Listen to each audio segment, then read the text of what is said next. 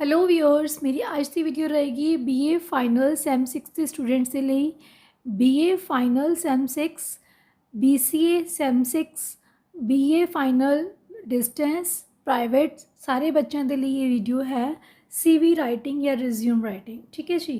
तो पिछले सालों के पेपरों के विचों जो आया हुआ है ये टॉपिक मैं उठाया तो वही थोड़ा पढ़ाने जा रही हाँ। तो बेटा जे थोनों किते लगता है कि मैं एफर्ट्स कर रही हाँ थोनों कुछ सिखाने के लिए, please like share and subscribe and tell me in the comment box कि मेरी अगली वीडियो किस टॉपिक पे आए। क्लीयर। तो उम्मीद करते हैं कि तुसी मैनू थोड़ा मोटिवेट करोगे। तो टॉपिक है बेटा अज दा CV writing. The topic given is you are Rashmi, your name is given. You are Rashmi. Your date of birth is 16 March 1993. Write to resume for the post of sales accountant. हाँ जी, इतने है sales accountant. बेटा कोई भी topic बन के आ जाए, चाहे सेल्स अकाउंटेंट का बन के आ जाए, चाहे टीचर का बन के आ जाए, चाहे मेडिकल रिप्रजेंटेटिव आ जाए, चाहे अकाउंटेंट आ जाए, चाहे रिसैप्शनिस्ट आ जाए, कोई भी टॉपिक बन के आ जाए, कुछ चीज़ां सीवी राइटिंग दे विच सब दे ਲਈ सेम ਹੁੰਦੀਆਂ। ठीक है। तो इसलिए उन्होंने देख के बिल्कुल भी पेपर के ब्लैंक छड्ड के नहीं आना कि टॉपिक केड़ा आ गया, असीं लिख ही नहीं पावांगे। तो थोड़ा जो भी बेसिक इन्फॉर्मेशन है वो सारी देख के आनी है तुसी। तो हैडिंग लिखना है रिज्यूम या सीवी राइटिंग, ठीक है जी। सीवी राइटिंग में पूरा लिखना है करिकुलम विचे। तो जिमें कि इत्थे है resume for the post of sales accountant, ठीक है जी। तो कोई भी टॉपिक तुसी बना दो करैक्ट है। तो दो तरह असी सीवी राइटिंग कर सकते हैं। देखो बेटा जो रिज्यूम होंदा है, रिज्यूमे होंदा है वो बहुत शॉर्ट होंदा, जिहदे विच तुसी डायरैक्टली शुरू करते हो अपने नाम तो, your name, father's name, mother's name, marital status, your date of birth and everything about you. But in CV writing असी थोड़ा एक्सपैंड करके लिखते हैं। मीनस तुहाडे ऑब्जेक्टिव्स की है, तुहाडी प्रोफैशनल क्वालिफिकेशन की है, तुहाडे प्रोफैशनल अचीवमेंट्स की है, ਤੁਹਾਡੀਆਂ ਜੋ ਕਿੰਨੀਆਂ ਤੁਸੀਂ ਸੈਮੀਨਾਰਸ ਅਟੈਂਡ ਕੀਤੇ ਹੈ, ਕਿੰਨੀਆਂ ਤੁਸੀਂ ਕਾਨਫਰੰਸਿਸ ਅਟੈਂਡ ਕੀਤੇ ਹੈ, ਮੈਂਬਰਸ਼ਿਪਸ ਤੁਹਾਡੇ ਕੋਲ ਕਿਹੜੀਆਂ ਹੈ, ਤਾਂ ਉਹ ਅਸੀਂ ਐਕਸਪੈਂਡ ਕਰਕੇ ਉਹਨੂੰ ਲਿਖਦੇ ਹਾਂ। ਤਾਂ ਪੇਪਰ ਦੇ ਵਿੱਚ ਕੁਝ ਹਾਰਡ ਐਂਡ ਫਾਸਟ ਨਹੀਂ ਹੈ, ਤੁਸੀਂ ਬੇਸਿਕ ਵੀ ਲਿਖ ਸਕਦੇ ਹੋ ਅਤੇ ਇਹਨੂੰ ਡਿਟੇਲ 'ਚ ਵੀ ਲਿਖ ਸਕਦੇ ਹੋ। ਤਾਂ ਮੈਂ ਦੋਨੋਂ ਤਰੀਕੇ ਨਾਲ ਕਰਵਾਉਂਗੀ ਇਸ ਵੀਡੀਓ ਦੇ ਵਿੱਚ, ਧਿਆਨ ਨਾਲ ਨੋਟ ਕਰੋ।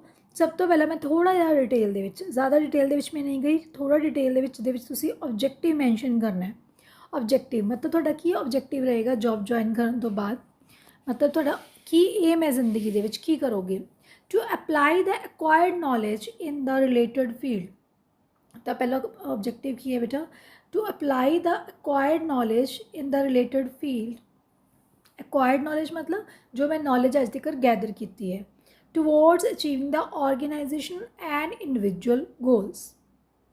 नैक्सट वन इज़ नैक्सट थोड़ा है ये ऑब्जेक्टिव तुसी कोई भी जॉब है, चाहे किसी भी किस्म की जॉब है, चाहे टीचर है, चाहे मेडिकल रिप्रजेंटेटिव है, चाहे अकाउंटेंट, रिसैप्शनिस्ट, तो सारिया जॉब्स लिए सेम लिख सकते हो, no problem.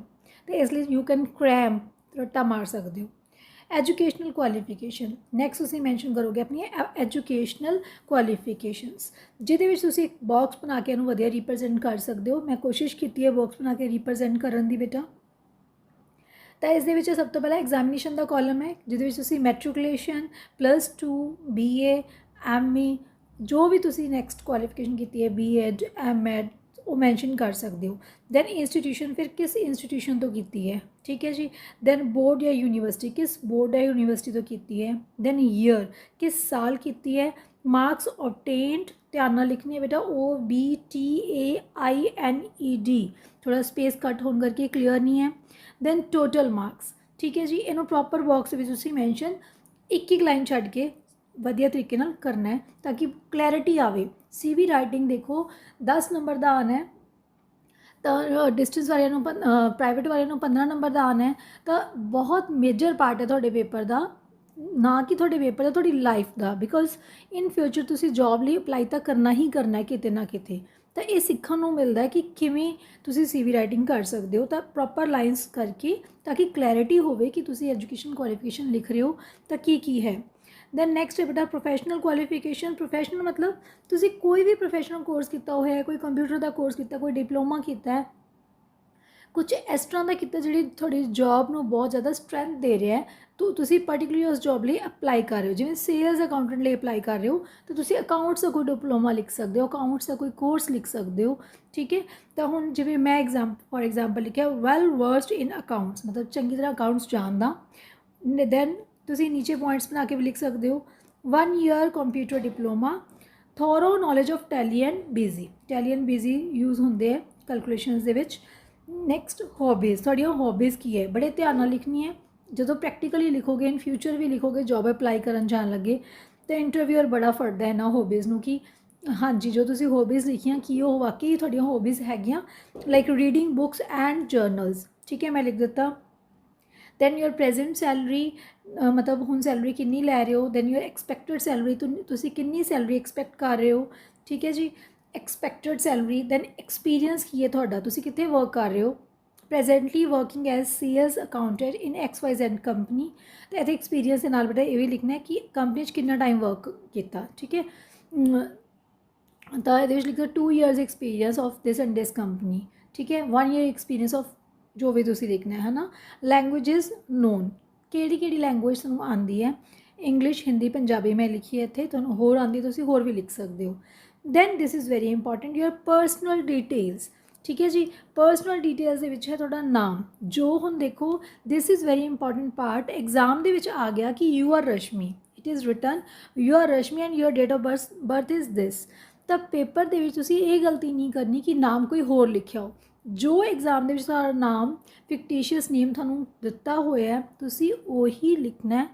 This is the strategy of paper checker कि की तुसी की क्वेश्चन नूं ध्यान नाल पढ़िया ते उहदे अकॉर्डिंग आंसर दिता है। तो ठीक है जी, नेम मैं लिख दिता रश्मि, फादर्स नेम मैं फिक्टिशियस लिख दिता, या तुसी ABC भी लिख सकते हो, XYZ भी लिख सकते हो, मदर्स नेम भी फिक्टिशियस लिख दिता, तुसी भी अपने वालों जो फिक्टिशियस लिख सकते हो या XYZ लिख सकते हो।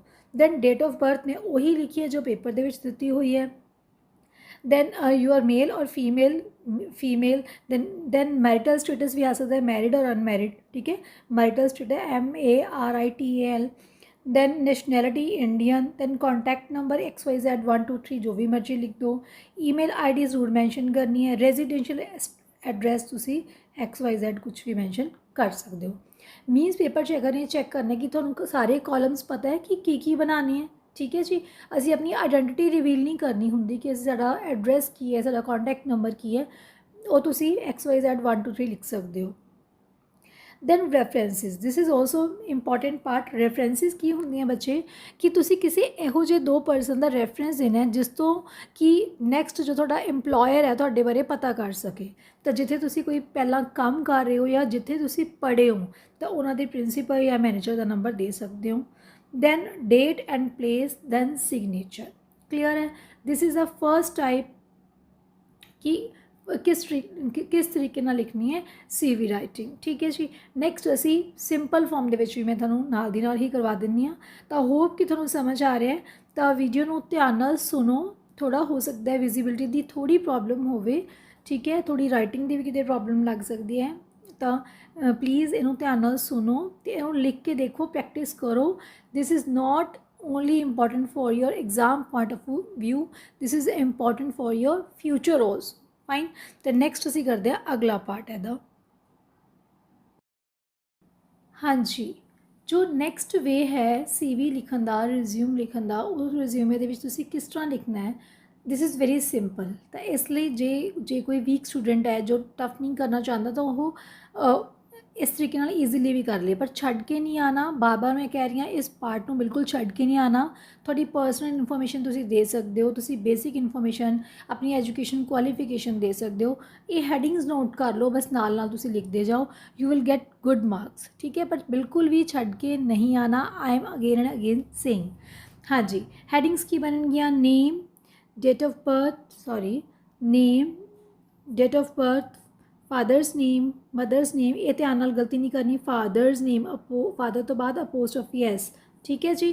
दैन एड्रैस, कोरेस्पोंडेंस एड्रैस भी लिख सकते हो। कोरेस्पोंडेंस एड्रैस होंदा है तुहाडा तुहानूं कुछ भी चिट्ठी पत्र भेजन लई पता, ठीक है जी। Your contact number, your email ID, educational qualification जिवें कि पहलां ही दस चुकी हाँ मैं, उसी तरीके नाल बनानी है तुसीं एजुकेशनल क्वालिफिकेशन बॉक्स दे विच। जे बॉक्स च नहीं बनाना चाहते तो बच्चे तो तुसी एजुकेशन क्वालिफिकेशन सेंटेंस विच भी लिख सकते हो, starting from the your top most education. सब तो पहला लास्ट से तुसी केड़ी कीती है, ठीक है। जिस तरह पोस्ट ग्रेजुएशन की है तो you will start from your post graduation, clear.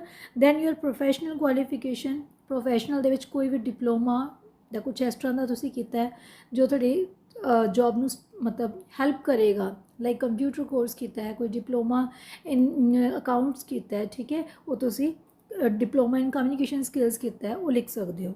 Then experience 2 year experience या 3 ईयर एक्सपीरियंस लिख सकते हो। हॉबीज़ केड़ियां लैंग्वेजेस नोन, मैरिटल स्टेटस तुसी कोशिश करो बेटा ऊपर ही लिखियो, ठीक है, इंफॉर्मेशन के नाल। स्किल्स किस तरह दी स्किल्स तुहाडे कोल हैगियां, ठीक है, की एक्सट्रा कर सकते हो, ठीक है। अचीवमेंट्स तुहाडियां केड़ियां कोई थोड़े कॉन्फ्रेंसिस है, कोई सैमीनार्स है, कोई भी थोड़ी रिसर्च वर्क है, you can write here achievements दे विच तुसी लिख सकते हो कोई रिसर्च वर्क, कोई सैमीनार, ठीक है जी, कोई तुसी मीटिंग्स अटेंड की है, कुछ किते मैंबरशिप है थोड़ी वो लिख सकते हो। दैन रेफरेंसिस, ठीक है। तो बेटा कॉलम्स की कोई लिमिट नहीं है कि इन्नी ही कॉलम्स होनी चाहिए, इट कैन इंक्रीज और डिक्रीज तक, पर मिनीमम कॉलम इन्ने तो जरूर रखने हैं, मिनीमम पॉइंट इन्ने तो जरूर रखने हैं बेटा। तो इस तो इलावा तुसी होर भी जो इन्फॉर्मेशन तुसी देना चाहते हो, लाइक थोड़ा NSS NCC दे विच कोई है अचीवमेंट, स्पोर्ट्स दे विच कुछ अचीवमेंट्स है, तुसी कोई प्राइज़ विन किए हुए, यू कैन मैंशन, फाइन। तो ये कोई लिमिट नहीं होंगी कि आ चीज़ लिखनी आ चीज़ नहीं लिखनी, you have to give your best कि असी ये अपनी लाइफ दे विच कीता होया है, वो तुसी डिस्क्राइब करना है। Thank you, all the best, best of luck, please like share and comment. Thank you, God bless you.